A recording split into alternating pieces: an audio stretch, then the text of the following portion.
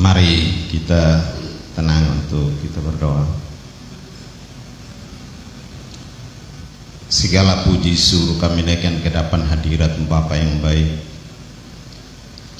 Tuhan Yesus Mesias, Yahweh Elohim hidup dan berkuasa, yang selalu menyertai kami, jaga lindungi benteng pagar kami dan memberkati kami. Berikan kecukupan, kelimpahan sukacita dan sejahtera yang kami rasakan saat ini. Kami boleh berkumpul memuji membesarkan nama-Mu, menyembah-Mu dalam roh dan kebenaran, bahkan bersaksi tentang kemuliaan Tuhan, karena kami hadir di sini merayakan Sabat-Mu yang kudus di tempat ini Tuhan. Kami sangat berbahagia Tuhan karena kami boleh hadir di tempat ini Tuhan. Walaupun Tuhan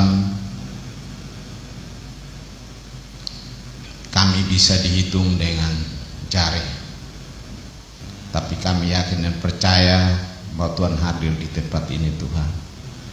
Karena sesuai dengan firman-Mu Tuhan, bahwa di mana 2-3 orang berkumpul, di situ Engkau hadir. Kami yakin Tuhan bahwa kami lebih dari 3 orang. Berarti Tuhan hadir di tempat ini, menjawab segala pergumulan hidup kami, doa kami, bahkan permohonan kami Tuhan. Saat ini Tuhan kami mau membagikan firman kebenaran Tuhan. Kami mau belajar lebih jauh lagi tentang kebenaran firman Tuhan. Karena kami yakin dan percaya bahwa firman-Mu itu pelita bagi kaki kami dan terang bagi jalan kami. Dan firman-Mu itu kekal Tuhan. Terima kasih Tuhan, hamba-Mu yang menyampaikan ini Tuhan. Hamba-Mu tidak ada apa-apanya Tuhan. Hamba-Mu adalah orang biasa, secara pengetahuan ataupun pengalaman sangat terbatas. Tapi kasih Tuhan tidak pernah terbatas di dalam kehidupan hamba. Terima kasih Tuhan, kami yang siap untuk mendengarkan firman-Mu Tuhan, Roh Kudus-Mu Tuhan menjadi rema di dalam kehidupan kami, menguasai hati pikiran kami, bahkan tubuh jiwa roh kami. Apapun yang kami pelajari boleh kami mengertinya dengan baik, bahkan memahaminya dengan baik pula. Terpujilah nama-Mu kekal selama-lamanya Tuhan Yesus Mesias. Berkat saudara, bahkan teman-teman kami yang mengikutinya lewat online Tuhan. Berkati mereka, ya mereka juga mendapat jamahan yang baru turun atas mereka. Terpujilah nama-Mu kekal selama-lamanya Tuhan Yesus Mesias. Ayat 7,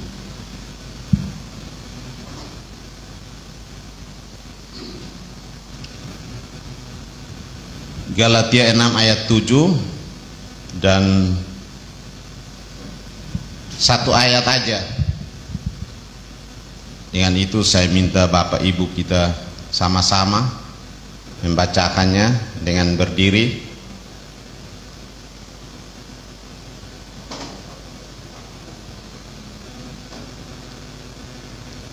Tentang nama Tuhan itu kita pakai nama Yahweh.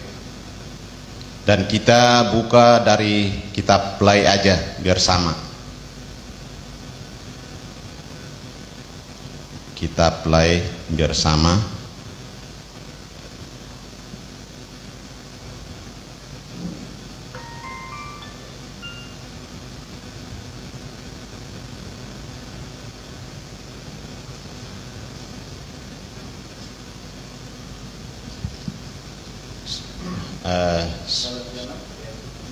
Kita siap semua. Galatia 6 ayat 7, 1, 2, 3. Jangan sesat. Yahweh tidak membiarkan dirinya dipermainkan, karena apa yang di orang itu juga yang akan dituainya. Silakan duduk.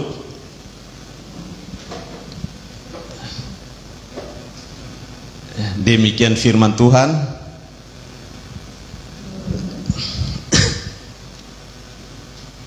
Kayaknya firman ini kan bukan baru. Saudara-saudara mengerti itu semua. Pasti paham semua kan? Ya udah, kalau paham ya udah kita berdoa mengucap syukur untuk kita ini kan. Atau gimana? Ya kita kayaknya ini, kalau menurut saya ini ada rahasia yang tersembunyi di dalam bacaan kita ini. Rahasianya apa?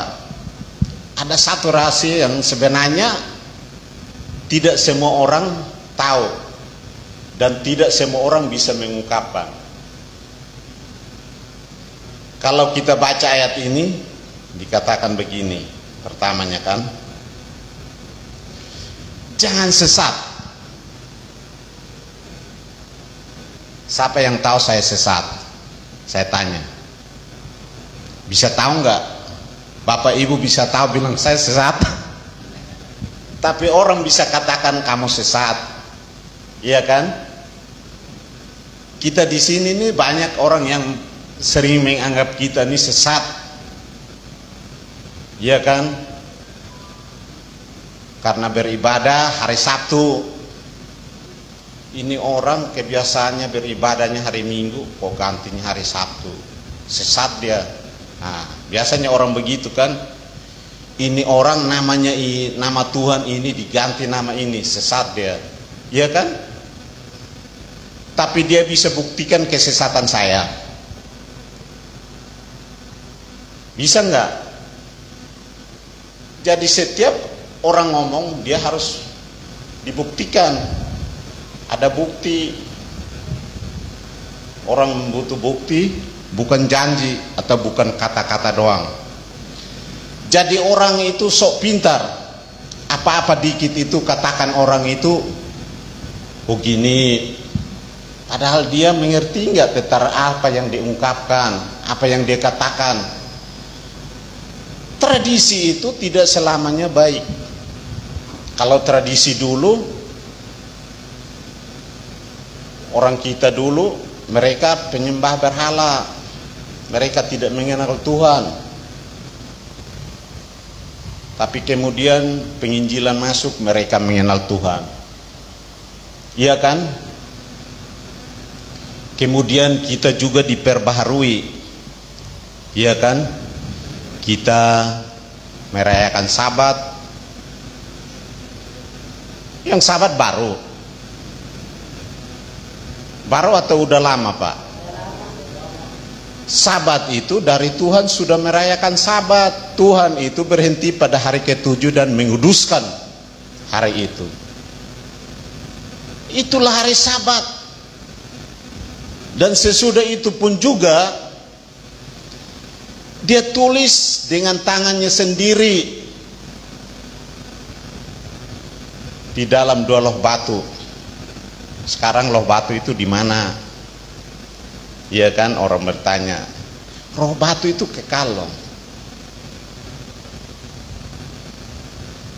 Tapi orang bisa masih menganggap itu sesat. Gimana kalau kamu tahu tentang Sabat, kalau kamu hanya ikut-ikutan? Kita tahu sesuatu tuh harus tertulis, benar. Kalau tidak tertulis benar itu, saya ingat khotbah Bapak Gembala minggu kemarin, dia katakan orang rajin itu pasti orang benar, dan orang malas itu pasti orang fasik. Dan saya bermotivasi untuk ambil ini karena dia katakan apa yang ditanam pasti itu yang dituai. Iya kan?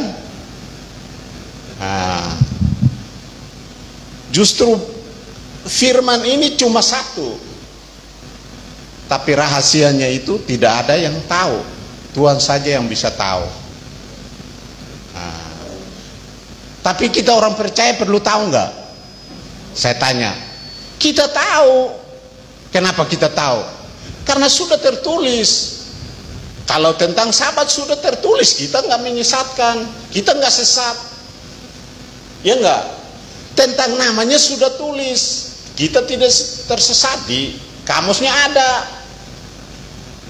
Nama Tuhan bangsa Israel itu siapa? Ada di kamus itu, buka, ya kan? Dan Tuhan itu tidak dikarang-karang. Tuhan itu bukan penyebutan dahulu sebelum ada dikasih namanya, itu yang disebut Tuhan. Tapi nama itu diberikan kepada Musa. Nah itulah kenapa orang menganggap kita sesat. Dia bisa buktikan nggak? Nah segala sesuatu kita buktikan itu dengan apa yang tertulis, ya kan? Tertulis. Nah selanjutnya itu, kalau penyesatan itu orang katakan, kadang-kadang orang dia ini dikatakan jangan kamu sesat. Ini Paulus ini yang katakan kepada jemaatnya di Galatia. Kenapa dikatakan jangan kamu sesat? Berarti pada ada yang sesat. Nah kalau saya bertanya, kita di sini ada yang sesat nggak? Nggak bisa kita buktikan bahwa dia sesat atau tidak. Tapi kita bisa mengerti lewat firman Tuhan, ya nggak? Kita bisa, oh ini orang ini nggak berbicara firman Tuhan ini, tapi pengetahuan dia, ya kan? Untuk kesenangan diri, untuk menghibur orang-orang. Tapi pulang, kalau dulu almarhum bilang pikul air di keranjang.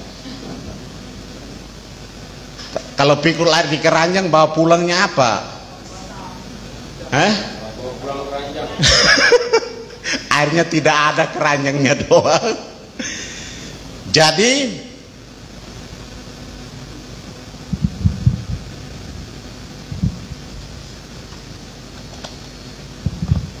Bapak Ibu saudara-saudara sekalian, firman ini hanya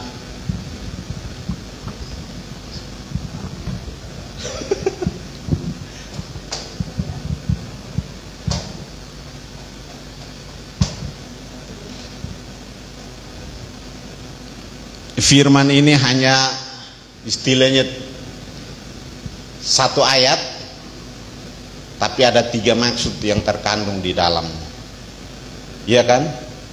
Satu tuh dia bilang jangan tersesat, jangan sesat, berarti ditujukan kepada orang. Gak mungkin hewan itu menyesatkan orang, tapi bisa juga, iya kan? Kalau dalam perjalanan, iya kan? Nah ini bercerita ini tentang kebenaran firman Tuhan. Ini full kitab suci, iya kan? Full kitab suci. Jadi kalau kita mau melihat kebenaran kitab suci harus ada yang tertulis di dalamnya. Penyesatan itu kita bisa dapat di mana? Di dalam gereja juga kita bisa melihat ada penyesatan. Karena di waktu zamannya Yesus Mesias juga ada. Di luar juga ada. Bapak Ibu pernah dengar cerita tentang Yesus Mesias dalam versi yang lain? Ada yang bilang dia generasi ke-25. Benar nggak? Kalau generasi ke-25 berarti saudaranya Maryam yang disebut saudara Musa. Saudara Musa, Harun, Maryam dan ya Miriam. Nah, itu orang menyatakan bahwa itu ibunya. Dan kalau kita lihat mereka bilang generasi ke-25. Itu benar menurut kita enggak? Daud hanya generasi ke berapa? 63 apa 65? Iya, di atas 60. Ya? 30. Kan 30 Boas. Kok 31 gimana, Pak?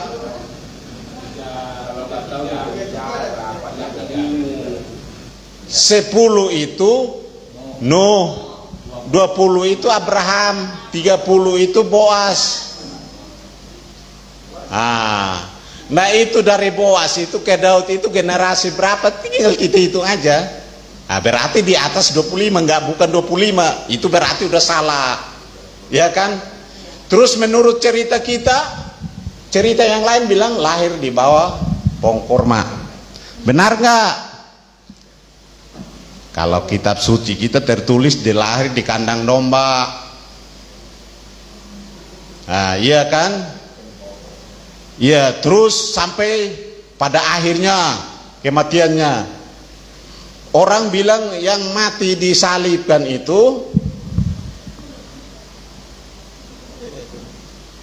diserupakan sama dengan dipalsukan. Kalau asli sama yang palsu, yang baik mana? Orang dari pengadilan sampai dituntun sampai sana masa diserupakan? Gimana diserupakan? Dari mana diserupakan? Jadi itulah yang orang bilang menyesatkan. Itu cerita yang lain. Kita tidak menganggap oh ini orang cerita ini, tapi yang pernah kita dengar, iya kan?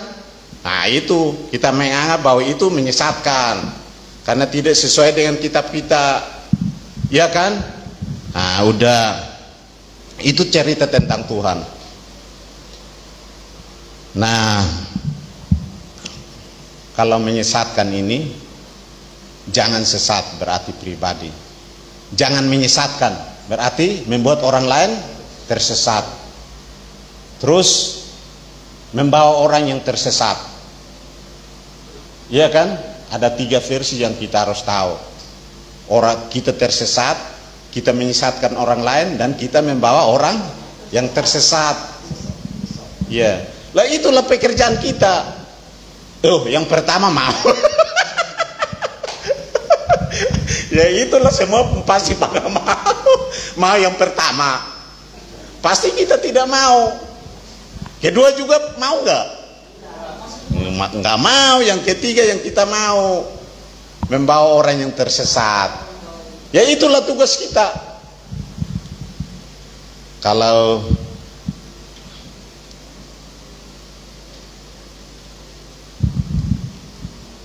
kita lihat manusia yang tersesat, tersesat berarti tidak ikut perintah Tuhan. Adam tersesat nggak? Hah? Tersesat karena itu ikut perintah siapa? Istrinya. Iya, istrinya. Iya. Jadi dia tersesat, disesatkan sama istrinya. Jadi hati-hati sama istri. Iya. Adam disesatkan, Coba kita baca di dalam Kejadian 3 ayat 17. Seorang bacakan, Immanuel bacakan Kejadian 3 ayat 17.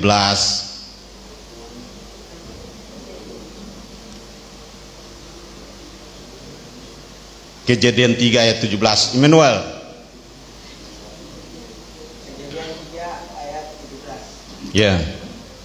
Lalu firman-Nya kepada manusia itu, karena engkau mendengarkan perkataan istrimu dan memakan dari buah pohon yang telah kuperintahkan kepadamu, jangan makan daripadanya, maka terkutuklah karena engkau dengan susah payah engkau akan mencari rezekimu dari tanah seumur hidupmu. Iya. Jadi kalau Tuhan sudah berfirman, sudah kasih enak-enak, dia ikut istrinya. Itu satu pohon yang di taman itu jangan kamu makan, masih banyak kok. Kenapa makan yang satu pohon itu? Iya kan? Tersesat nggak? Sesatlah dia. Iya kan? Iya kan? Jadi hati-hati sama istri.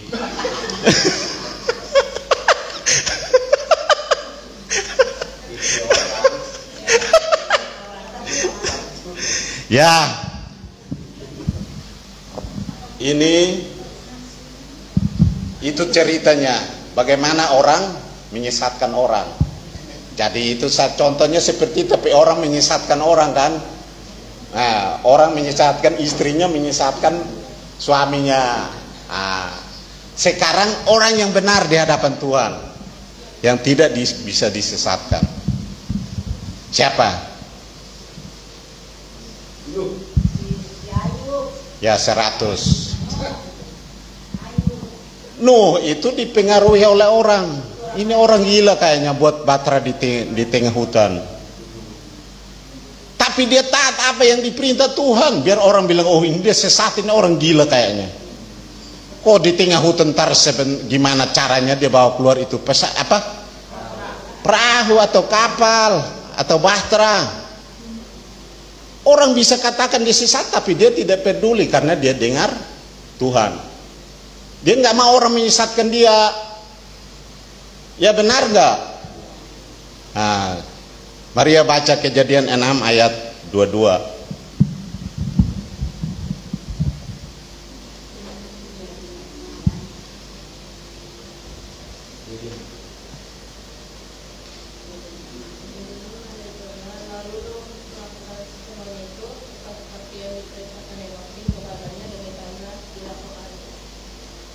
Iya, jadi apa yang diperintahkan Tuhan, dia ikut seperti itu.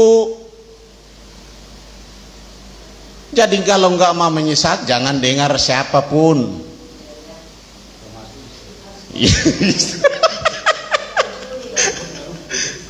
Iya, termasuk istri memang sih. Ya itu kalau berbicara tentang lain. Tapi kalau sudah serong-serong begitu, begini kesaksiannya. Saya ada satu kesaksian ini. Kemarin kita habis sabat dari sini, kita pergi, ada berbicara sama ada yang mau nikah. Dan sebelum itu saya dengar bisik, wah katanya mereka udah hidup suami istri. Dan kita ke sana ngomong, ya banyak, ada yang tentara, tapi mereka percayakan saya ngomong, iya. Saya ngomong ini laki-laki ini karena perempuan itu saudara, masih ponakan kita. Dia kayak ogah-ogahan, udah saya ngomel aja sekalian. Kalau kamu laki-laki itu harus bisa punya tanggung jawab.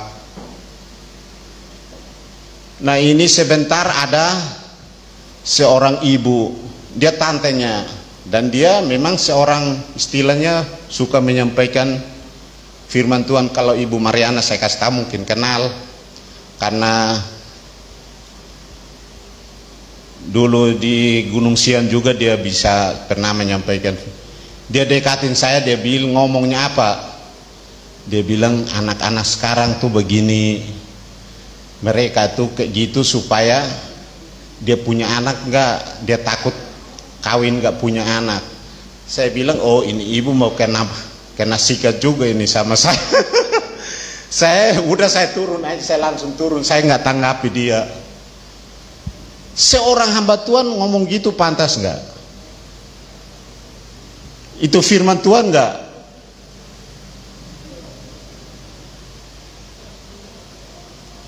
Dia mau bilang buru mau pulang cepat, besok dia mau pelayanan di mana?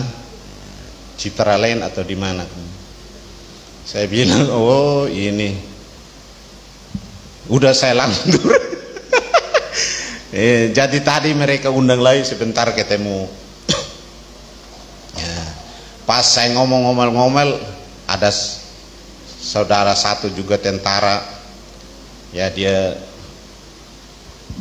termasuk dulunya bapaknya itu pengawal pribadinya Soeharto, dan dia punya sebelum itu dia punya dapat rumah di Kelapa Gading. Itu dia dari Soeharto waktu itu. Dia juga bangun sikatin laka, omongnya ya ini kan. Nah, itulah hati-hati, ya kan? Ini ngomong tentang perkawinan. Perkawinan itu kan dikehendaki Tuhan. Lebih baik kamu jangan jatuh dalam dosa, lebih baik kamu kawin. Itu firman Tuhan, supaya jangan ini mengakui perbuatan dosa seorang hamba Tuhan. Ceritanya dia mau pelayanan. Jadi hati-hati. Nah, kalau saya orangnya santai, tapi kalau keras juga, ya kan?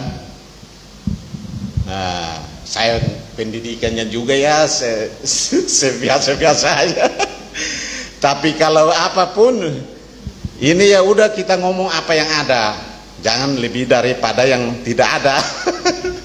Ya, itulah yang disebut bagaimana menyesatkan, disesatkan dan membawa orang yang sesat. Nah, jadi kita tahu bahwa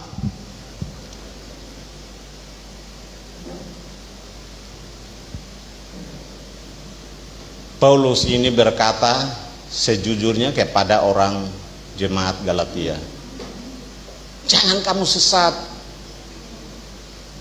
karena ada penyesatan.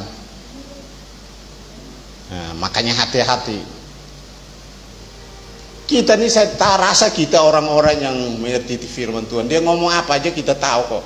Biar dia sarjana gimana pun, kita pasti tahu dia ngomong firman apa bukan. Nah, jadi begitu kan.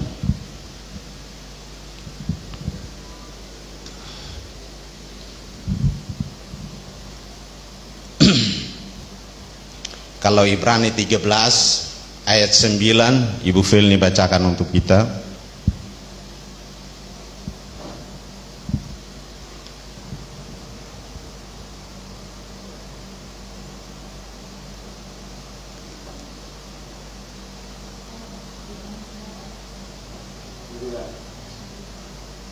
Ibu Mariana bacakan Yakobus 1 ayat 16, Ibu Filni. Ibrani 13 ayat 9.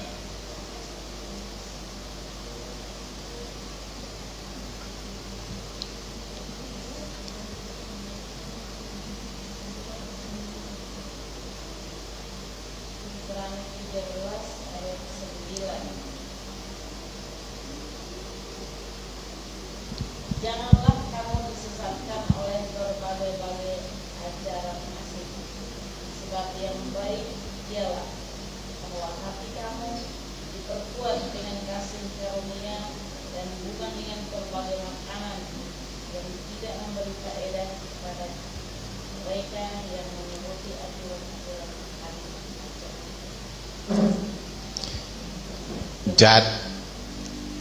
Ya silakan. Saudara-saudara yang kukasihi, janganlah sesat. Jadi yang pertama itu dia bilang kita harus, kalau tadi kesaksian itu ajaran bagus nggak? Itu ajaran bagus nggak? Kayak tadi saya kesaksian itu. Enggak, yang ibu itu bukan bapak, ibu.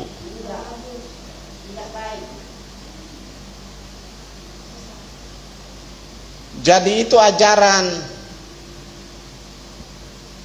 Sudah berapa orang tahu, sudah berapa yang dia terima seperti itu dan diiyakan. Iya kan?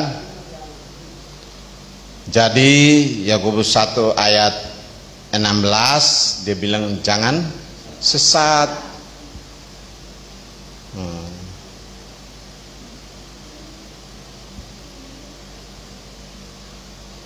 Jangan sesat. Sesat itu apa?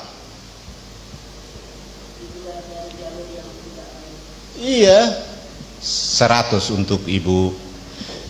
Jadi kalau kita tersesat itu, kemarin yang kita ke mana? Rawamangun, yang dua sahabat kemarin, yang kita ke kunjungan ke Pak Aposan Sinaga, kita tersesat juga karena kita ikut apa? Iya, ikut map kan. Ini sampai map sampai ini juga dia ini ngomong terus padahal saya bilang ini udah lewat ini. Akhirnya balik lagi. Nah saya nggak punya pulsa ini kotanya kan. Saya udah turun isi ini dulu. Udah akhirnya kita balik lagi, telepon Ibu Maria. Udah akhirnya balik lagi. Jadi kadang-kadang kita sangka itu jalan yang lurus, tapi ujungnya menuju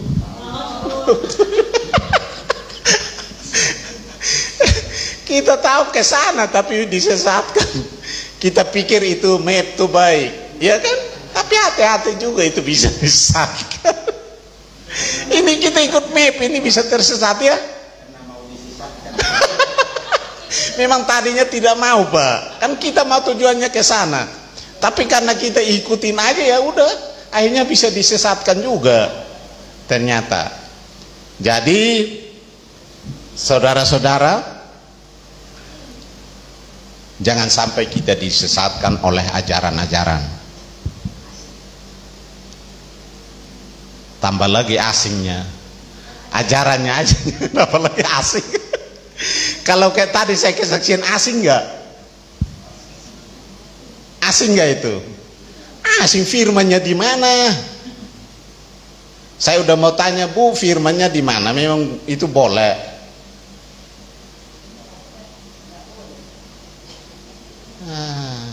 Justru itu kita yang udah tahu tentang kebenaran, kenapa ladang dikatakan di bawahnya ini tabur tuai? Tabur tuai itu apa? Ada hubungannya enggak?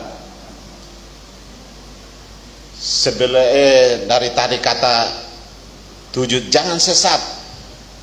Yahweh tidak dibiarkan dirinya dipermainkan. Ini kata jangan, Yahweh itu tidak mau dipermainkan. Jadi jangan ikut-ikut kayak gitu.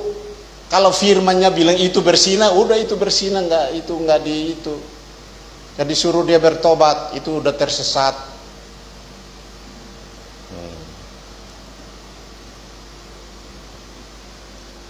Jadi kita harus menyelamatkan orang-orang yang tersesat. Bapak Ibu mau nggak? Atau mau ikut tersesat juga? Pak Johnson mau nggak membawa orang yang tersesat balik lagi? Tergantung aku pemimpin, kalau disuruh saya berangkat, kalau enggak ya tidak pergi. Ya iya. Jadi kita kenapa kita memisahkan diri? Kita ada di sini kita apa?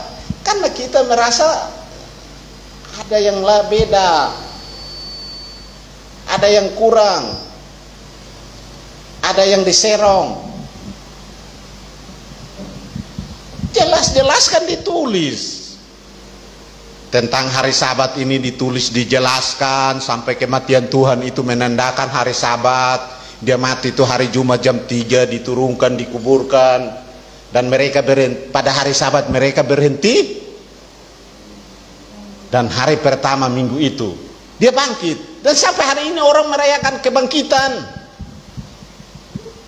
tapi orang gak mau merayakan Sabat. Yang lebih penting itu kebangkitan atau Sabat? Sabat itu lebih penting. Kebangkitan memang tulis di dalam 2 loh batu. Ada nggak tulis kebangkitan di 2 loh batu itu? 2 loh batu itu masih kal. 2 loh batu itu sekarang itu di surga. Benar nggak? Iya. Jadi tadi taruhnya di dalam bait Tuhan, ya kan? Kalau kita cerita tabut itu, Musa itu yang bikin. Waktu dia bikin itu dia naik ke surga. Tuhan mencontohkan ini seperti ini nih, ukurannya seperti ini, tidak boleh kurang. Dan dia turun, dia buat seperti itu. Apa yang diisi di dalamnya? 2 loh batu yang tertulis 10 firman. Tongkat Harun yang pernah bertunas. Tongkat ada berapa? Maksudnya tongkat saat itu. Tongkat itu sesuai dengan suku bangsa Israel 12. Dan supaya orang Israel itu melihat bahwa keajaiban Tuhan menyertai, tongkat turunan Lewi itu yang bertunas, yang dipegang oleh siapa? Harun. 12 tongkat itu cuma 1 tongkat aja yang bertunas. Orang tidak pernah ditanam tapi bertunas. Ajaib kan? Makanya Tuhan bilang keajaiban itu masih terjadi sampai hari ini. Betul nggak? Keajaiban itu kekal. Mujizat itu masih ada.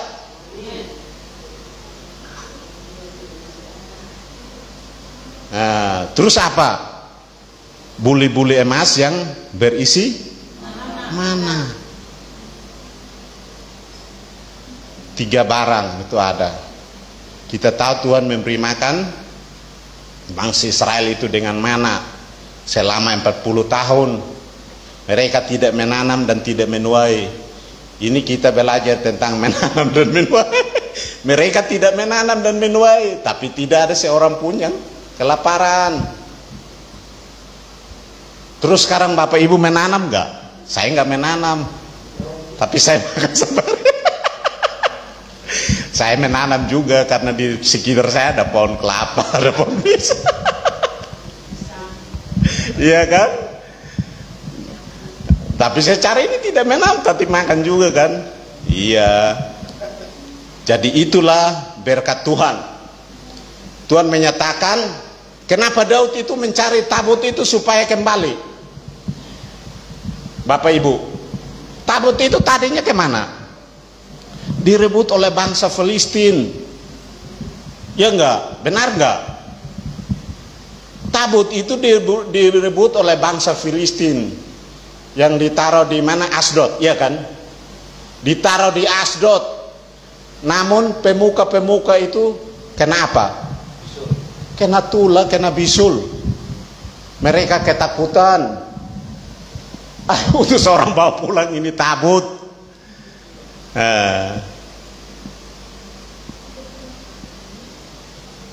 Jadi kenapa? Tapi Daud itu selama itu dia berusaha supaya tabut itu dibawa pulang. Nah, jadi itu cerita tabut. Akhirnya dibawa pulang dan ditaruh di rumah Obed Edom. Nah, jadi di situ dikatakan lilin tetap pelita tetap menyala. Dikatakan apa? Apa artinya pelita tetap menyala? Pujian itu harus tetap ada di antara berkat-berkat Tuhan atau kekuasaan kemuliaan Tuhan. Nah, Sesudah itu orang pernah menengok ke dalamnya, mati enggak? Mati 70 orang. Karena mereka mau melihat isi tabut itu. Kekudusan Tuhan itu ada. Tapi tabut itu sekarang tidak ada lagi. Kata itu, saudara, saya ngomong sih, istri saya ini dia lihat saya dengan ekor mata. Kata teman saya, saudara saya yang pernah kita bahas, dia bilang itu ditaruh di museum di Roma sana. Saya bilang, saya waktu itu saya tidak tahu ayatnya.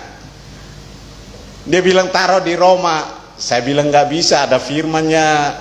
Dia bilang pintu surga terbuka dan terlihat tabut bayi suci berada di tempat yang maha kudus. Iya kan? Nggak salah di Wahyu 9 atau berapa Pak? Ayat 11 kalau nggak salah. Nah, saya bilang begitu, dia bilang nggak bisa. Ibu gembala saya kan udah ke sana, jadi dia udah lihat itu. Saya bilang, itu mah palsu kayaknya. Dia enggak, aslinya. Dia mulai jelaskan sesuai ajaran dia. Dia jelaskan kan. Saya bilang enggak ada itu tertulisnya di mana, taruh di museum. Saya omong itu, dia udah kita ambil HP dia cari. Oh iya ya. Tapi dia tanya, kok siapa yang bawa ke sana? Lu tanya siapa yang bawa, saya tanya siapa yang bawa Tuhan ke surga. Memang siapa yang antar Tuhan ke surga? Lu jangan tanya gitu. Tanya itu yang masuk akal. Lu tanya gitu, saya bilang siapa yang bawa Tuhan ke surga? Jadi itu bersemayam Yahweh yang Maha Kudus. Ya kan? Nah, jadi itu kita cerita tentang menabur, menuai. Jadi kita hati-hati jangan sampai diri kita disesatkan. Tapi mari kita membawa orang-orang yang tersesat. Tahu nggak siapa? Kita bawa ke dalam hadirat Tuhan. Bahwa tunjukkan kebenarannya. Ini yang benar. Gak ada sabat tuh hari lain, sabat itu hari Sabtu kok. Orang di situ ditunjukkan hari Jumat. Di kamusnya hari persiapan tuh hari Jumat. Ya enggak Pak Johnson? Iya, kasih tahu lah. Jadi itulah kita baca di dalam Yakobus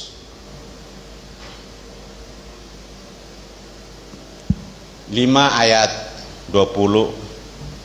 Pak Posan Hutepea bacakan untuk kita. Yakobus 5 ayat 20. Ketahuilah bahwa barang siapa membuat orang berdosa berbalik dari jalan yang sesat, ia akan menyelamatkan jiwa orang itu dari maut dan menutupi banyak dosa. Kalau kita bekerja untuk menyelamatkan orang yang tersesat, ada upahnya enggak? Ya. Bukan di surga aja Bu, di dunia juga ada upahnya, di surga juga ada upahnya. Memang kita yang ada di sini siapa hanya senang-senang di sini aja. Pasti kita senangnya masuk surga seperti tadi kesaksian Pak Dahlan kan. Kita mau kita bertemu di sini, tapi di surga juga ketemu. Jangan sampai kita lihat, wah, kok dia di sana ya? ya karena apa? Karena sesuai dengan seorang hamba Tuhan, dia sudah pernah mati dan dia melihat, oh ini ibunya di sana, bapaknya di sana.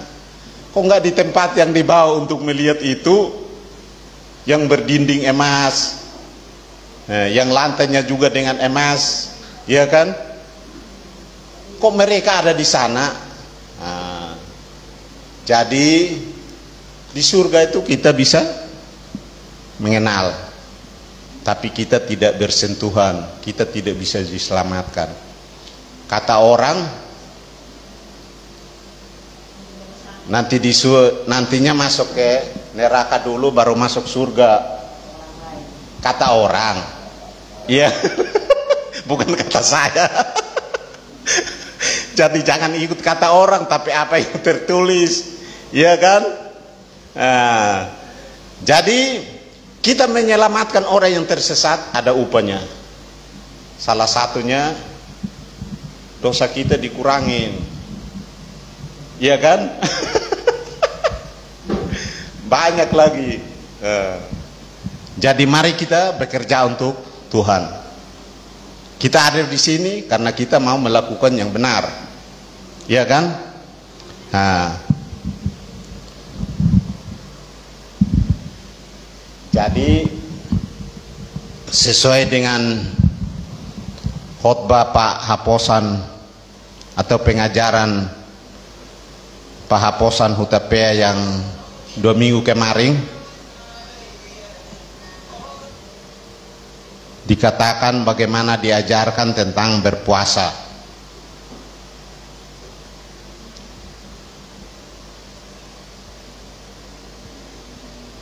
Selain kita ada yang berpuasa enggak?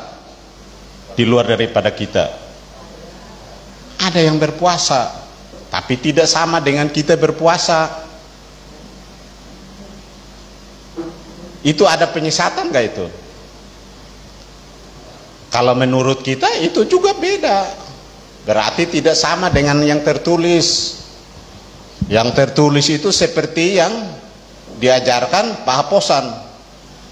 Karena apa? Karena ada tertulis, nggak dibikin-bikin. Harus lihat matahari dulu, dengar orang teriak baru kita ini, enggak.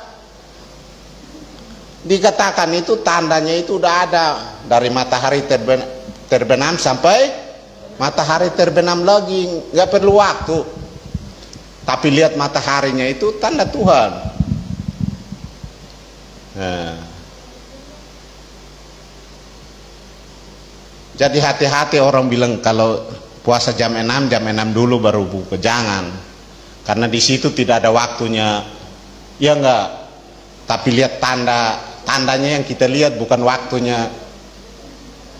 Nah, jadi hati-hati. Nah, jadi banyak hal-hal yang disebut pengajaran yang sesat. Makanya itu Tuhan katakan selanjutnya diberikan, Yahweh itu tidak mau dipermainkan. Karena apa? Ada yang bermain-main.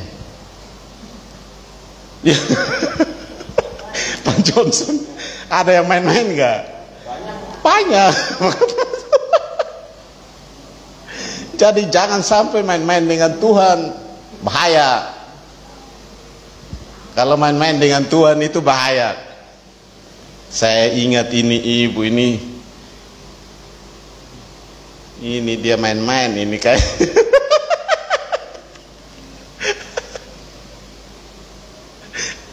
dia main-main. Jadi Tuhan itu tidak mau dipermainkan.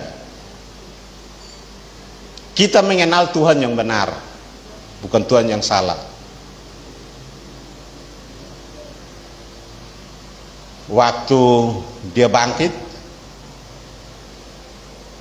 dia katakan ke Thomas dia tidak percaya, iya kan? Kemudian saat itu dia menampakkan diri. Dia katakan kepada Thomas apa? Tusukkan jarimu ke dalam lambungku dan ini tanganku. Tusukan. Tapi Thomas tusuk enggak? Karena dia yakin bahwa itu dia.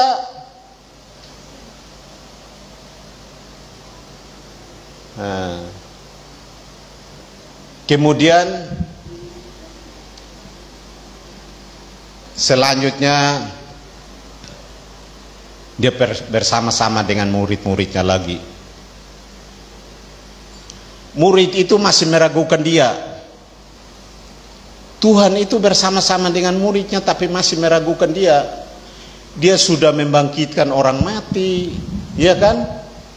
Sudah mencelikan orang buta, orang tuli mendengar, tapi mereka masih meragukan, ini siapa sebenarnya ini ya?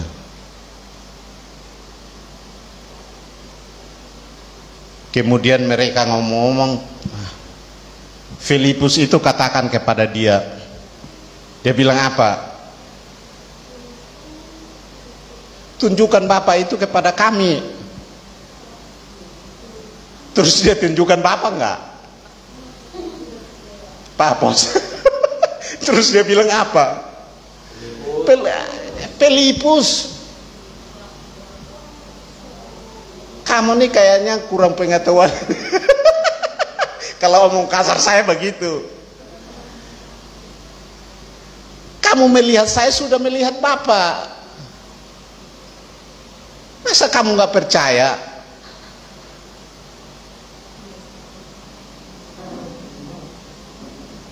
Jadi Tuhan itu dia adalah Bapa sendiri. Yahweh itu tidak pernah dilihat. Siapa yang pernah lihat? Ada sejarahnya nggak? Bertatap muka dengan muka. Waktu Musa tapi di padang saat di atas gunung Sinai, ya kan? Jadi nggak ada orang yang melihat. Tapi ceritanya seperti itu karena dia menerima dua loh batu itu, ya kan?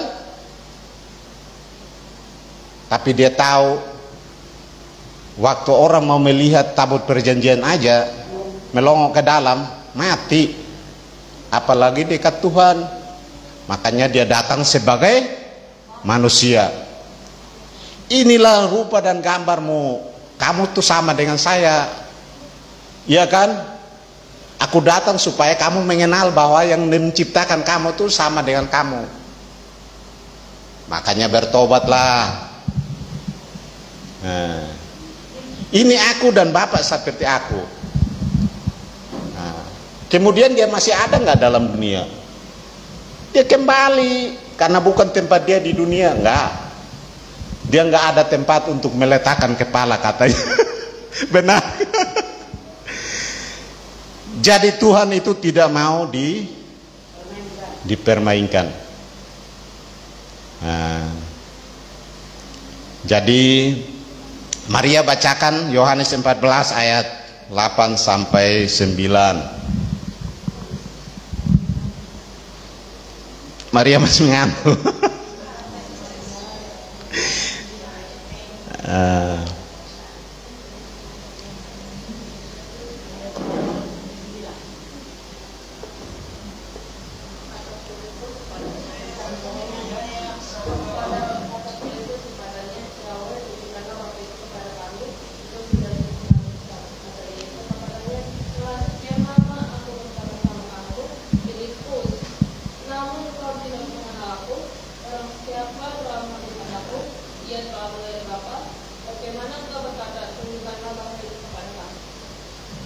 Jadi itu, ini Bapak, nggak usah lu tanya lagi Bapak. Nah, jadi begitu. Jadi Tuhan itu tidak mau dipermainkan.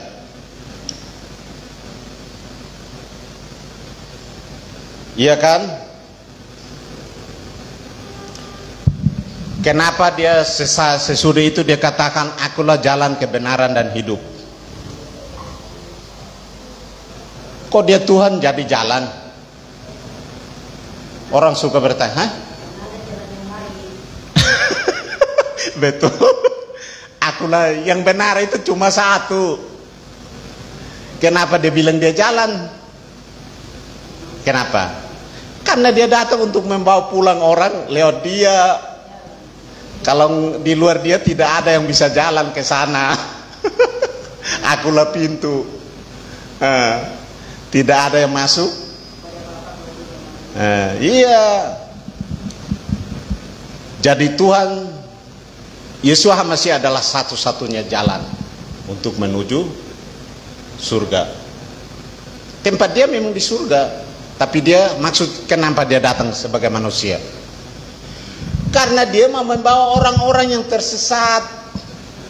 Dia katakan, aku datang bukan untuk mencari orang benar, tapi mencari orang berdosa dan bertobat.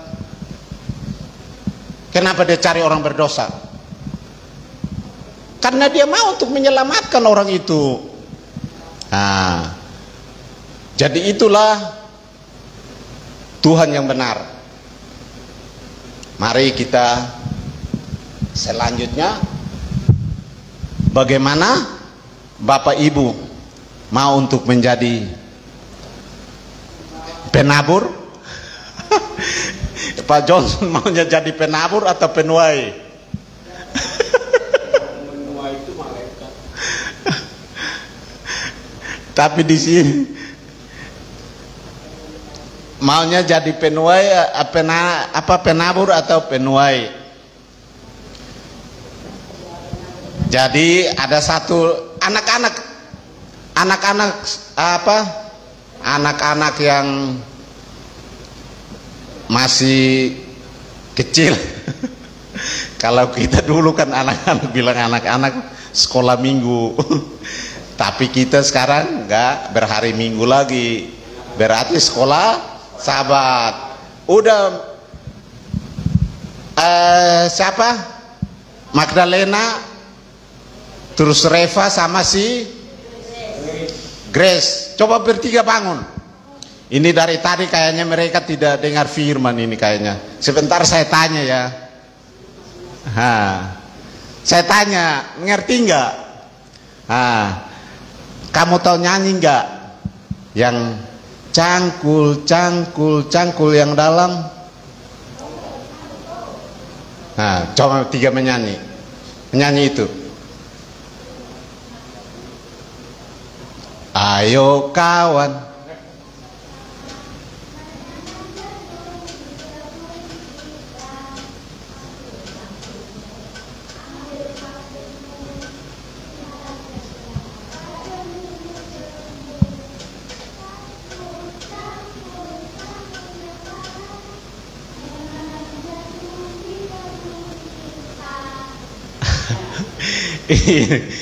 Ini cangkul yang dalam.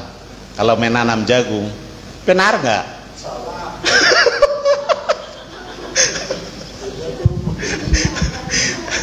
Dulu kalau saya masih kecil kan suka ikut orang tua kan memang bertani. Dan saya pengalamannya juga, saya sesudah tamat sekolah SGO, saya pulang ke kamp pertama, saya berkebun.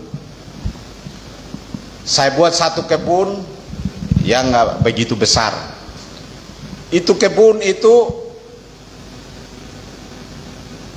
penuh dengan duri, pohon-pohon berduri. Kalau di sana bilang tahu itu macam apa itu.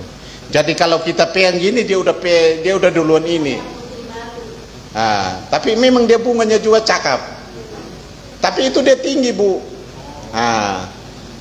Jadi itu saya bikin itu kebun dan saya sampai selesai. Saya pagi-pagi itu saya udah siap sendiri, saya nggak perlu orang lain siap, saya siap pergi. Akhirnya nggak sampai seminggu tuh saya selesaikan. Saya tumpukan itu yang apa itu, yang dibersih-bersihin tuh, saya tumpuk dan memang saya bakar itu, terbakarnya habis bersih. Dan banyak orang juga dibilang, wih kamu bisa, orang kalau bikin gini bakar dulu biar dia apinya itu samar, kan di bawahnya itu masih ada dia punya daun-daun yang udah numpuk gini. Jadi kalau orang itu biasanya orang bikin kebun itu bakar dulu, jadi api itu udah kebakar yang duri-duri itu. Tapi saya tidak seperti itu, saya itu aja. Tapi itulah pengalaman. Jadi mau untuk menanam kita harus membuat kebun. Jadi akhirnya saya tanam jagung itu subur banget karena tempat itu dibakar, akhirnya panennya juga bagus. Jadi kalau kita cara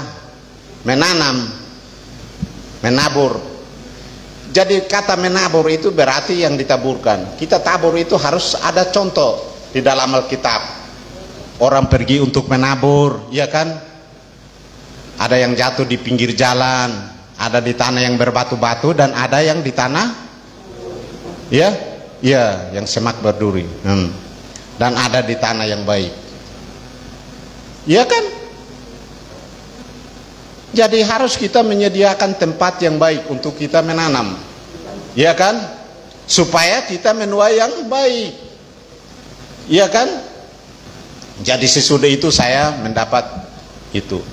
Tapi sesuai lagu yang mereka nyanyikan, cangkul-cangkul yang dalam menanam jagung di kebun. Kata orang tua saya, jangan dalam-dalam, nanti jagungnya busuk, nggak numbuh. Jadi kalau kita patoknya agak dalam, dia datang, dia tutup lagi supaya pas ukurannya.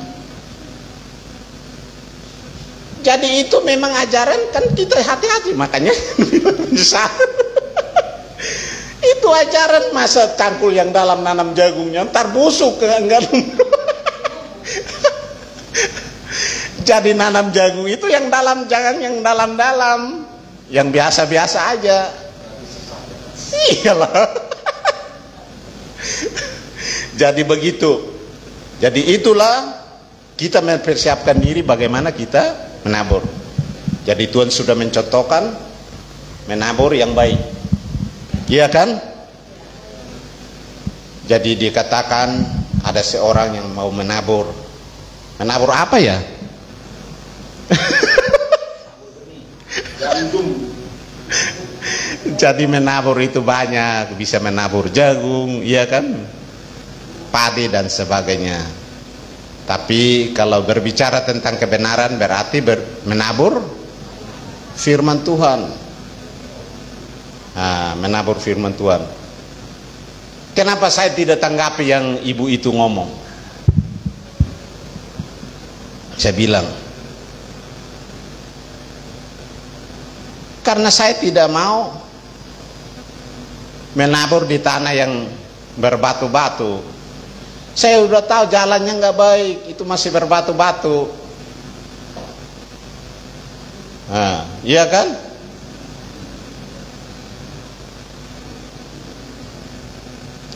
Tuhan katakan tuai yang banyak. Iya, tapi penuai sedikit. Kenapa ada penuai sedikit? Yang ada yang menanam berarti ada yang menuai. Dan firman Tuhannya katakan Apolos yang menanam, Apolos yang menyiram, dan Tuhan yang memberi pertumbuhan. Kenapa dikasih contoh seperti itu? Ibu Musrifah. Jadi kita kalau menabur kadang-kadang punya trik masing-masing. Tapi kalau bapak ibu mau untuk menabur, menabur saja.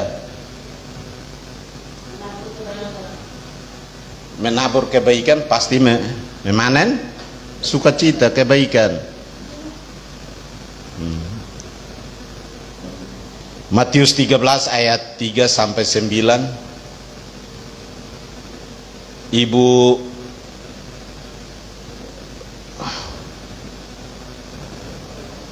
Lasma bacakan untuk kita. Matius 13 ayat 3 sampai 9.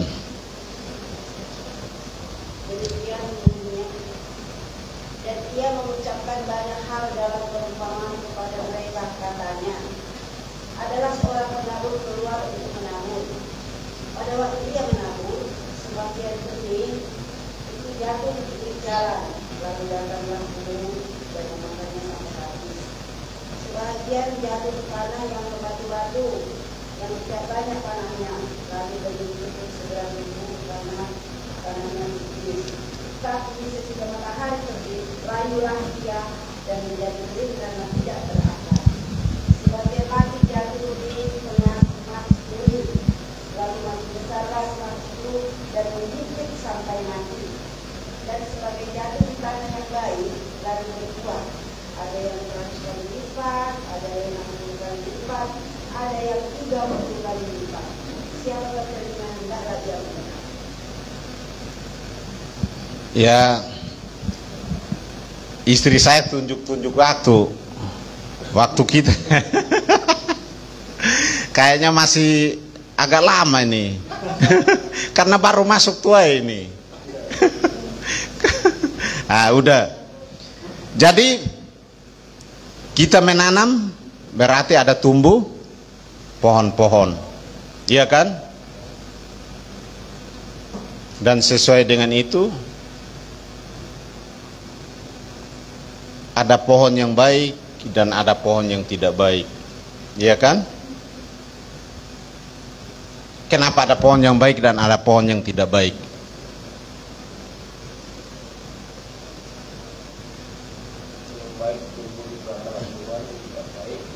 Jadi itu tadinya udah menggambarkan, iya kan?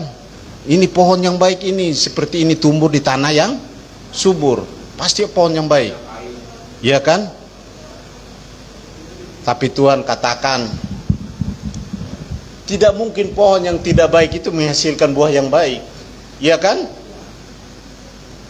Tapi pasti pohon yang baik menghasilkan buah yang baik pula, iya kan? Jadi Bapak Ibu Saudara-saudara, kita menabur apa pasti menuai itu. Jadi tadi saya bilang banyak rahasia yang tersembunyi di dalam satu firman ini, iya kan? Tapi baru saya ngomong separuh, istri bilang udah waktu. Jadi kita mau untuk menabur berarti di tanah yang baik. Jangan sembarang menabur, jangan jatuhkan ke pinggir jalan. Nah sekarang saya tanya, kita sudah menabur belum? Kemarin kita sudah dapat 2 buah, iya kan? Itu tanah yang baik. Jadi jangan sembarangan menabur. Kadang-kadang kan tidak menghasilkan buah yang baik. Nah, jadi kata Bapak Gembala, orang rajin pasti orang benar. Dan orang malas pasti orang fasik. Dan sesuai firman yang dikatakan, hai orang malas, belajarlah kepada semut. Masa disuruh kita belajar, masuk ikut-ikut ke kol. Belajar, kan dia di dalam tanah. Mau nggak belajar sampai dalam tanah? Saya kadang-kadang, ini Bapak Gemba, kalau suruh kita belajar ke semut, kan lihat aja yang di tembok kan, tapi di dalam tanah berani nggak belajar kayak di dalam tanah itu? Cuma di luar aja yang belajari. Ibu Mariana bisa nggak belajar dalam yang di dinding, ikutin terus sampai dia kemana? Sampai akhirnya. Bisa nggak? Harus sampai akhirnya. Kalau nggak sampai akhir nggak tamat, Bu. Iya nggak? Jadi sesuatu yang baik kita harus dengan telaten. Giatlah bekerja untuk Tuhan. Saya bilang rahasia yang tersembunyi di firman ini. Ambil hikmahnya dan jangan ambil candanya atau tawanya. Tuhan Yesus Mesias memberkati kita semua.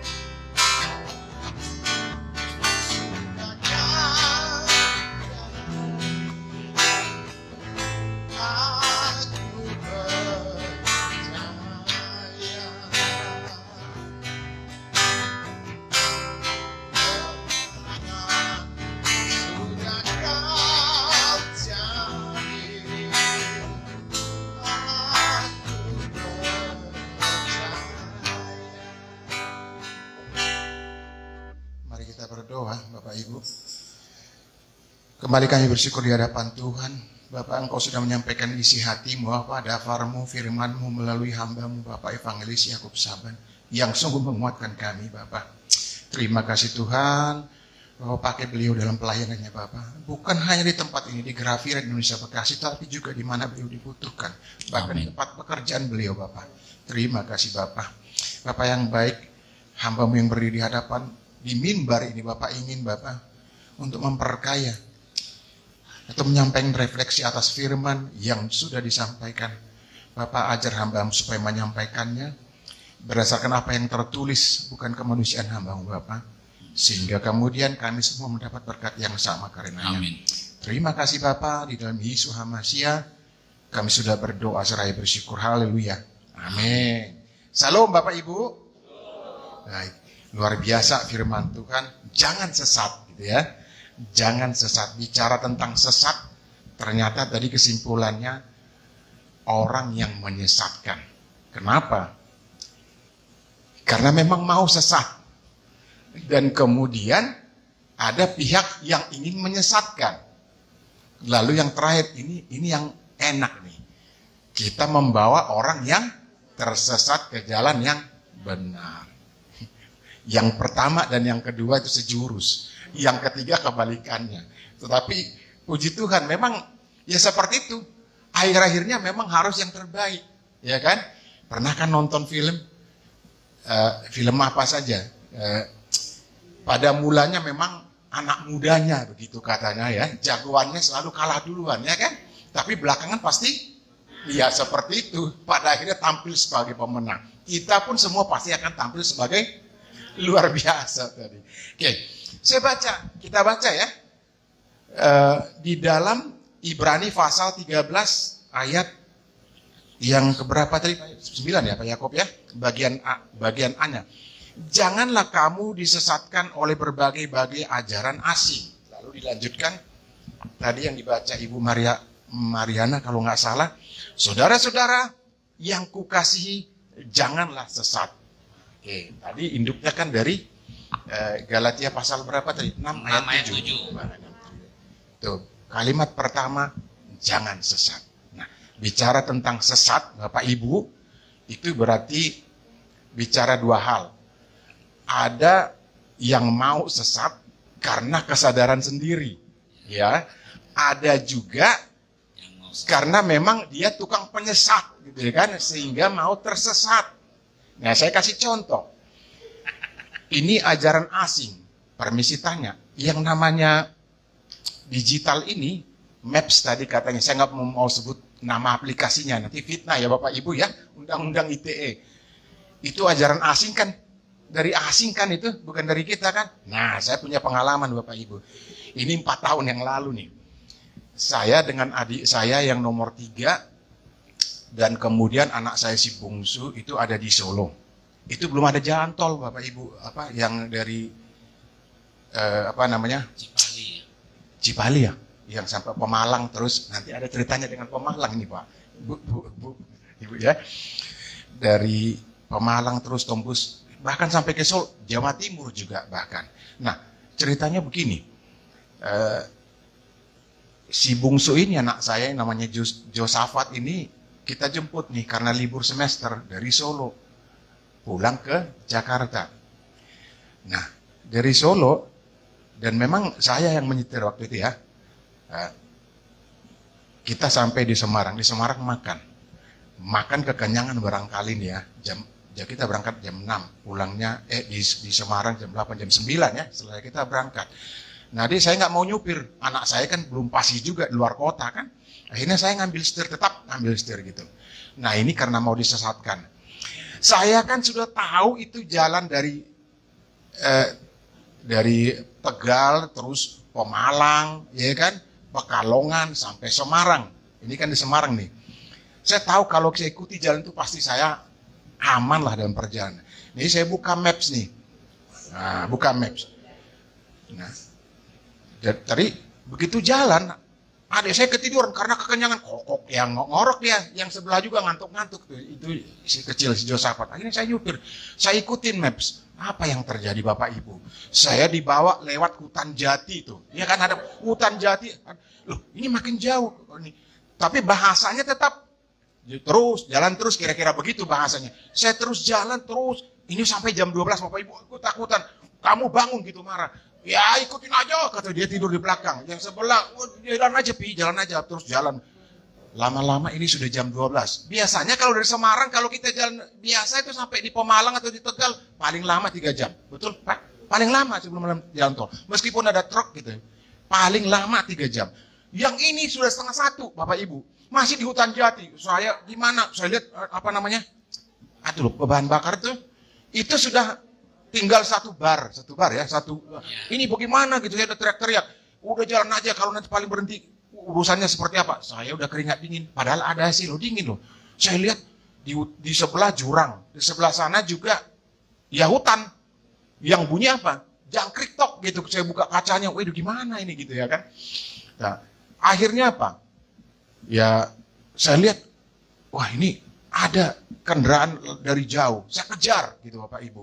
Saya kejar. Akhirnya tiba di Pemalang jam 1 lewat. Coba bayangkan. Dari Semarang ke Pemalang, itu mestinya kalau lewat jalan biasa tadi berapa jam? 2 jam, 3 jam ya. Kalau saya berangkat jam 9 sampai jam 1 berapa jam tuh deh? Berapa jam? 5 jam, coba. Nah, apa yang terjadi? Ketika sampai di Pemalang, saya rebahan, saya jujur stres. Adik saya ketawa-ketawa. Tadi kan ada ini, ikutin aja jalan truk, kenapa ini? Kamu enak bilangnya, karena kamu tidur, saya bilang. Kamu gak mikirin ada bensinnya habis gitu bahasanya. Kamu gak mikirin yang kecil ketawa aja. Kan kita udah nyampe sini, Pi. Kan enak katanya nyampe kita di suatu kafe itu di Pemalang. Waduh, saya bilang, ya kenapa ya tadi kok nggak saya ngikutin nurani saya gitu, hati saya. Ini dia, karena mau disesatkan itu tadi, ajaran yang nggak benar. 5 jam loh Bapak Ibu dari dari Semarang ke Pemalang. Kalau kita ikut jalan biasa, jalan negara begitu, paling 3 jam. Ini 5 jam. Jadi saya disesatkan oleh itu, digital itu. Tuh, itu yang pertama. Sebelum-sebelumnya juga. Nah, saya juga yang nyuper nih. Ketika salah satu anak saya mau tes di Cikarang, di SMP mana gitu, SMP ya. Nah, saya buka Maps juga. Ini Maps juga ini bikin ini nih, nggak percaya diri. Dan memang nanti Maps ini membuat kita gaduh ternyata. Jujur aja, saya berani karena saya mengalami, ini fakta loh Bapak Ibu. Kita pergi ke Cikarang, saya buka map. Apa yang terjadi di daerah Cibitung, lo masuk sana, rupanya itu mentok, jalannya kecil. Loh, ini rupanya untuk jalan motor, maaf, kita kan mau mobil. Ini gimana loh, gimana mau mundur, saya nggak tahu jalan. Ini di Cibitung tuh, saya ingat persis tuh. Ini bukan mau dendam sama Maps, bukan. Terus, apa yang terjadi? Ternyata gara-gara map ini orang bisa berkelahi loh. Nah, maaf ya, saya buka karena memang fakta. Istri saya bilang, tadi juga saya bilang ikut jalan yang ini kok, gitu kan. Yang satu bilang, ya itu tenang aja mami, begini. Akhirnya ribut. Saya bilang, perkara lagi kalian, perkara lagi. Saya bilang, yang nyupir saya kok. Nah itu dia. Jadi gara-gara nggak percaya diri, dan gara-gara map juga, akhirnya kita berantem, gaduh di mobil itu. Akhirnya saya ngalah, ya, dan nyampe juga memang di Cikarang waktu itu, ujian. Dan puji Tuhan memang lolos juga anak saya ya dulu. Tapi itu perjuangannya. Jadi ini gara-gara apa? Kita nggak percaya diri. Sudah kita tahu kok jalannya. Jalan yang lurus, jalan yang lebar. Gitu ya kan? Tadi Semarang, Pemalang, jalan negara kan? Saya ikutin Maps, masuk ke hutan jati. Mendengar suara jangkrik. Habis bensin, waktu habis. Nah tuh, ini pun begitu. Saya ikutin map, masuk di jalan yang seharusnya. Masa disuruh masuk jalan kecil, masuk gang, gimana ceritanya kan gitu. Ternyata saya mungkin salah pencet atau gimana, katanya ada tuh maps yang ada gambar motornya, betul nggak seperti itu? Mungkin siapa yang mencet begitu, kita ikutin gitu kan. Akhirnya kita jadi ribut sendiri. Tadi juga saya bilang jangan lewat situ katanya. Waduh, jadi kita akhirnya saya mengalah, ya sudah, kan yang penting nyampe saya bilang. Dan itu, jadi kita mau disesatkan, itu dia. Gara-gara apa? Nggak percaya diri Bapak Ibu, itu fakta. Ya. Kita mau disesatkan. Jadi jangan pernah mau disesatkan. Kenapa saya katakan begitu? Kita harus percaya diri. Itu yang pertama. Yang kedua, ada juga memang orang mau disesatkan karena memang yang menyampaikan tuh enak didengar, ya, enak didengar telinga, ya. Kita dengar gitu. Ternyata ujung-ujungnya yang dicerita tentang dirinya, bukan tentang firman. Tentang dirinya, bukan tentang firman, bukan tentang kebaikan. Bapak Ibu, gini. Contoh ajaran sesat, saya berani katakan begini. Ada hamba Tuhan yang mengatakan begini, si Anu yang sudah meninggal, yang sudah berpulang, ini hamba Tuhan besar ya. Dia katakan oleh orang ini nih lewat YouTube, itu masuk neraka, saya udah lihat kok katanya. Lihat, ada kan? Ada ya Bapak Ibu ya, nanti nonton di YouTube. Berani benar. Ini juga sesat. Bagaimana dia bisa menghakimi orang lain? Mengatakan si Anu itu, maaf ya, hamba Tuhan yang besar itu masuk neraka. Dan dia mengatakan dia melihat di neraka, berarti dia sudah mati juga dong, kan begitu harusnya kan? Kan logikanya begitu. Berarti dia sudah masuk neraka juga. Kok dia bisa lihat orang lain masuk neraka? Berarti dia masuk neraka. Ini penyesatan yang kedua. Tetapi saya lihat banyak orang yang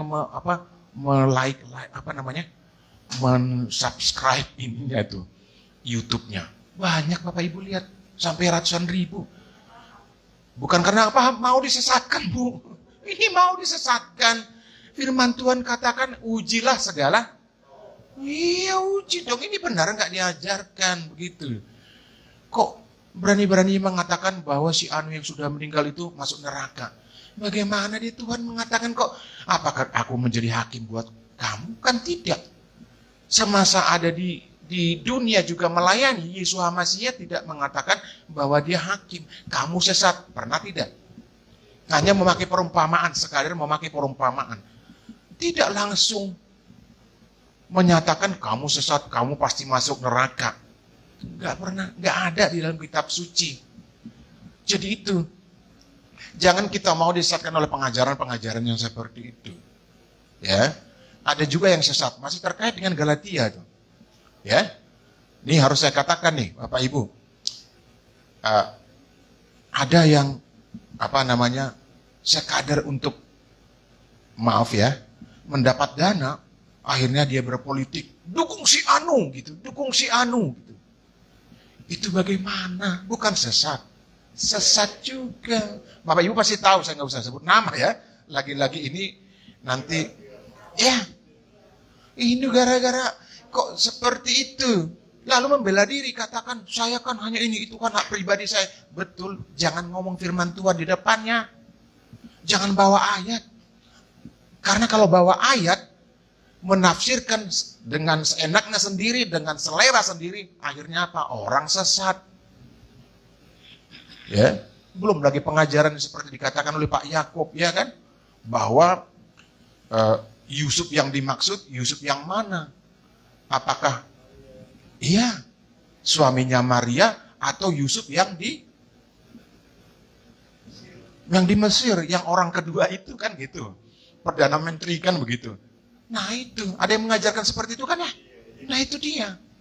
Tetapi anehnya juga lagi-lagi saya harus katakan, banyak yang menonton dan menyukai ajaran seperti itu. Aduh ini luar biasa, ini hanya sekadar enak didengar.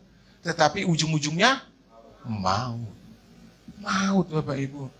Jadi ada dua hal. Kita harus percaya diri sehubungan dengan firman tadi. Yang kedua, uji, baca, benar nggak dia ngomong. Kalau nggak benar, masuk sini, keluar sini. Kalau benar, simpan. Itu jadi berkat buat kita. Amin. Nah seperti itu. Akhir-akhir ini banyak. Coba kita tonton. Belum lagi memberitakan Yesus yang lain. Ya, tahu kan? Yesus yang lain yang diberitakan. Bukan yang tersalib itu. Bukan yang sudah mencurahkan darahnya untuk kita. Supaya kita selamat. Tetapi yang lain yang diberitakan. Lebih ironisnya lagi, memberitakan dirinya. Itu ya. Oh jangan berdalih, enggak saya kan hanya mendukung, itu urusan pribadi saya kok, saya enggak bawa jemaat. Tetapi di depan dia bawa, saya Anu, ya. Lalu dikutip yang namanya firman ini. Nah ini hati-hati. Yesus sendiri mengatakan, saya tidak merubahnya loh, setitik pun, 1 iota itu 1 titik, enggak berubah. Kok kita berani-beraninya? Siapa kita? Gitu. Jadi sehubungan dengan Daftar Elohim, firman Tuhan disampaikan oleh Pak Evangelis Yakub, 2 hal itu. Mari kita percaya diri, jangan mau disesatkan. Jangan juga mau menyesatkan. Ya. Yang kedua, uji segala sesuatu. Pembicara itu bicara kemanusiaannya, bukan benar tidak. Kan dia harus bawa ininya, ada teksnya kan? Benar nggak dia katakan? Jangan yang lain yang diberitakan. Jadi 2 hal itu Bapak Ibu. Itulah refleksinya. Percaya diri, jangan mau disesatkan. Dan yang kedua, kita harus uji. Kita baca. Yang bersangkutan katakan seperti ini, teksnya kita lihat benar enggak.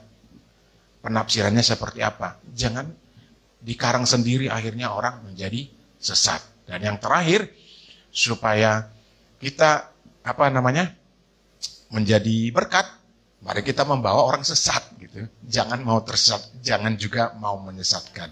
Oh ya, ada satu hal yang ini. Saya juga baru ngeh ya. Ternyata lagu juga menyesatkan tadi ternyata ya. Cangkul yang dalam. Betul juga, tadi nggak habis-habisnya saya ketawa ya meskipun dalam hati. Ternyata memang kalau jagung ditanam di yang dalam memang busuk ya. Nggak bisa numbuh kan? Iya. Cangkul yang dalam. Waduh, hati-hati dengan lagu ternyata ya. Hati-hati ya. Banyak yang menyesatkan lagu. Iya, padahal pelangi banyak ya. Cuman merah 3 ya. Tetapi cangkul yang tadi itu menyesatkan loh. Ya kan? Cangkul yang dalam, dia kira nanam pohon pinus kali ya kan? Yang ternyata yang jagung. Jagung kan tanaman muda, 6 bulan berbuah. Kalau pinus berapa tahun Pak John? Nih Pak John ahli segalanya. Berapa tahun? Puluhan tahun ya. Jadi hati-hati ya adik-adik ternyata ya. Saya baru tahu itu. Jadi saya dapat banyak berkat nih dari Pak Yakub ini. Jangan pernah dengar lagu cangkul yang dalam ya. Jangan diingat-ingat lagi ya dek ya. Kalau ibu guru, bapak guru nyuruh, tolong nyanyikan cangkul yang dalam. Gak bisa Pak. Gak mungkin. Itu berani. Gak mungkin. Busuk. Gak mungkin. Berani aja katakan, emang bapak atau ibu nyuruh saya nanam pinus. Nah gitu ya. Ternyata betul. Jadi memang lagu menyesatkan. Dan memang iya. Dulu pernah kita diajarkan lagu-lagu apa namanya? Lagu-lagu rock katanya, tapi kan nggak semua lagu rock, ya, nggak semua. Kita lihat dari kata-katanya juga, liriknya, juga nadanya seperti apa. Kalau sudah mengarah gerakan yang tidak benar, ya kan, maaf nih, erotis misalnya, ya nggak usah didengar lagunya. Tapi boleh nggak dengar lagu dunia ini? Lagu nostalgia pengen permisi. Jadi 3 menit ya Bapak Ibu ya. Boleh enggak? Boleh enggak Pak Bosan? Boleh ya, Panbers ya. Ketahuan loh. Kalau ini suka Panbers. Nanti kita selepas ibadah boleh nyanyi-nyanyi Panbers. Jadi boleh ya. Nah, kecuali lagu cangkul yang dalam. Nah, tidak boleh. Karena menyesatkan. Nah, jadi kesimpulannya kita boleh nyanyi lagu kenangan gitu tadi Pak Jon ya. Tapi jangan lagu ini yang apa namanya kalau orang Batak bilang mohon maaf mengandung gitu loh. Bukan mengandung ya, yang nangis-nangis itu loh. Yang gitu. Apalagi lagu termiskin di dunia. Nah, benar-benar miskin, hati-hati. Ya kan, gubuk derita, tinggal di gubuk, benar-benar tinggal di gubuk loh. Coba enggak mau itu. Jadi hati-hati milih lagu ternyata. Puji Tuhan itu yang dapat saya bagikan refleksi kita. Diberkati kita semua, amin. Nah, terima kasih Bapak yang besok Yesus masih berkati. Terima kasih Bapak Surgawi. Engkau sudah memimpin ibadah kami ini Bapak. Kami rasakan itu Bapak dari awal sampai pada akhirnya Tuhan. Kami rasa sukacita dan damai sejahtera yang daripadamu Tuhan atas kami Bapak. Amin. Terima kasih Tuhan. Kami yang sudah melayani bahkan mendengar apa yang sudah disampaikan Bapak. Kami percaya itu kami bawa pulang ke rumah kami masing-masing. Sukacita dan damai sejahtera menjadi milik kami Bapak. Amin. Terima kasih Tuhan, kami tetap pada posisi doa kami. Apa yang kami sudah doakan di hadapan Tuhan Bapak, kami tetap memohon ke dalam tangan Tuhan. Bapak yang baik, kami juga berdoa Bapak. Engkau berkati Tuhan pemilik gedung di mana kami boleh menempati gedung ini Bapak. Berkati kesehatan beliau, pekerjaannya dan keluarganya Bapak. Amin. Tuhan berkati juga gereja, sahabat kami di mana mereka boleh bersama-sama menikmati gedung ini Bapak dengan kami. Tuhan berkati pelayanan yang di sini Bapak, kami serahkan dalam tangan Tuhan. Bapak berkati juga tetangga kiri kanan muka belakang di mana kami boleh berada beribadah Bapak. Tuhan, biarlah kami saling menghargai, saling menghormati, saling mengasihi dalam kerangka toleransi. Kami serahkan di dalam tangan Tuhan. Amin. Bapak berkati para pemimpin kami, mulai dari Bapak Presiden, Wakil Presiden, para menteri, sampai pemimpin terendah lainnya, bahkan sampai kepada tingkat RT RW. Tuhan, kami serahkan di dalam tangan Tuhan. Berikan hikmat di dalam memimpin Bapak. Berkati kesehatan mereka Bapak. Biarlah kebijakan yang dilahirkan Bapak, sehingga kemudian membuat kami boleh beribadah dengan nyaman Bapa di negara kami tercinta ini. Amin. Terima kasih Tuhan, kami serahkan di dalam tangan kasih-Mu. Bapak yang baik, kami juga berdoa untuk para anggota TNI, Polri, dan petugas keamanan sipil lainnya Tuhan, yang menjaga keamanan negara kami dari ancaman gangguan keamanan dari luar maupun dalam negeri sendiri. Tuhan berkati mereka dalam bertugas, berikan sukacita dalam bertugas, berikan juga hikmat kepada mereka Bapak, sehingga tugas mereka berhasil dengan baik dan kami boleh tinggal nyaman Bapak sebagai warga negara melakukan kegiatan kami di negara kami ini. Amin. Terima kasih Bapak. Berkati juga Tuhan para tenaga kesehatan, apakah dokter gigi, para perawat, para bidan, dan nama-nama profesi lain di bidang kesehatan yang mengabdikan diri mereka untuk menolong orang banyak dalam kerangka memulihkan kesehatannya. Berkati Bapak, enyahkan juga penularan penyakit dari mereka Bapak. Amin. Tuhan berikan sukacita untuk bertugas dan balaskan yang terbaik buat mereka dan juga keluarganya. Terima kasih Bapak yang baik, semuanya kami serahkan di dalam tangan Tuhan. Bapak, rencana-rencana gereja kami Bapak, kami taruh dalam tangan Tuhan. Apapun yang kami sudah susun, kami canangkan Bapak, kami ikhtiarkan, kami taruh dalam tangan Tuhan. Tuhan mewujudkannya. Kami percaya apa yang kami rencanakan Bapak, semuanya untuk kemuliaan bagi nama-Mu Tuhan. Amin. Pasti memberkatinya buat kami. Terima kasih Bapak, di dalam Yesus Hamasiah kami sudah berdoa. Mari Bapak Ibu Saudaraku, kita angkat tinggi tangan kita lewat kepala untuk kita boleh menerima berkat. Diberkatilah engkau di kota, diberkatilah engkau di ladang. Amin. Diberkatilah buah kandunganmu, diberkatilah hasil bumimu dan hasil ternakmu, yakni kandungan anak lembu sapimu dan kambing dombamu. Amin. Diberkatilah bakulmu dan adonanmu. Amin. Diberkatilah engkau pada waktu engkau masuk dan diberkatilah engkau pada waktu engkau keluar. Amin. Adonai Yahweh memberkati engkau dan melindungi engkau. Amin. Adonai Yahweh menyinari engkau dengan wajahnya dan memberi engkau kasih karunia. Amin. Adonai Yahweh menghadapkan wajahnya kepadamu dan memberi engkau damai sejahtera. Amin. Anugerah yang besar dari Bapa Yahweh, kasih karunia yang sempurna daripada Tuhan kita Yesus Hamasiah, dan penghiburan yang sejati daripada Roh Kudus menyertai kita sekalian. Sekarang, besok kekal sampai Maranatha, Tuhan Yesus datang kali kedua di awal permain menjemput kita para saleh. Amin. Di dalam nama Yesus Hamasiah, mari kita semua yang mengimaninya katakan bersama-sama. Amin. Bapak terima kasih. Bapa